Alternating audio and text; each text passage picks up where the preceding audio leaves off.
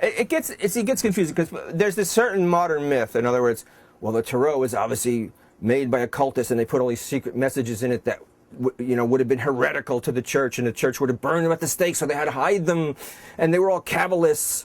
And if you look at the facts, none of the facts support any of this myth. It's sort of this romantic myth. 目前来看，塔罗牌在历史上并没有受到迫害，因为任何主张塔罗牌被迫害的观点都没有实际的证据去证明这一说法的成立。Jabulon, who was the first occultist to write about the tarot, he was saying, suppose I told you that the ancients left us this incredible book with all the occult secrets of the universe, that everything we wanted to know, and it's right on our noses and we don't even recognize it because they disguise it as a deck of cards. That's a really powerful myth. I would love to say, this came from some great, hidden occult knowledge, and this was under some pyramid that the first one was found.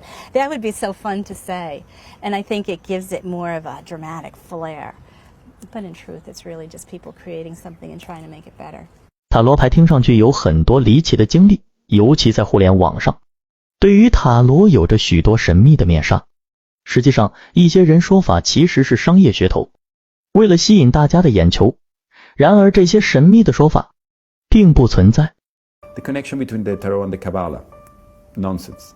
The connection between the astrology and the tarot, made up by Paul Christian. The tarot came from Egypt. That's nonsense. The tarot is the fool's journey. It's the development of the self. Nonsense. The tarot it represents the archetypes. Nonsense. Carl Jung is the most popular author in the tarot world, and he never wrote a book about the tarot. He wrote 2 lines. 无论是塔罗与卡巴拉，还是塔罗与占星，亦或者是塔罗的逆位，甚至塔罗原型之说，其实这些都只是后世用来理解塔罗的辅助手段而已，并非塔罗的原貌。并且大家会发现，有很多的人但凡提到塔罗牌，他们都习惯用卡尔荣格做塔罗牌的挡箭牌。意味深长的是，卡尔荣格终其一生都没有写关于塔罗的书，和塔罗相关的只有寥寥2句。 I was born in Caracas, in Venezuela. There's a river in Venezuela, and it's the only country in the world where someone at some point in the 20th century decided this river looks so nice that we are going to pour shit on it. So they transformed this river that crosses the whole city into the main sewer system. This journalist was writing about this head that appeared in the river. The river washed out this head, and it was so the head was in such a bad shape that you couldn't recognize the person.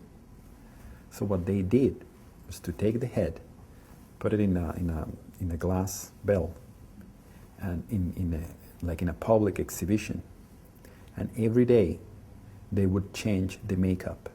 So one day they will put a mustache on the head, the next day the head will have a blonde wig, and they were hoping that someone will recognize the person by changing the head's features every day. So that's the country where I come from. 时间的长河之中，塔罗牌就如同故事中的头颅，不断的被时间冲刷。11世纪，塔罗牌开始变得模糊，后人们尝试用贴胡子、戴假发的方式去辨认还原塔罗牌，而本就面目全非的头颅，贴上胡子，戴上假发，还能被辨认出来吗？见仁见智吧。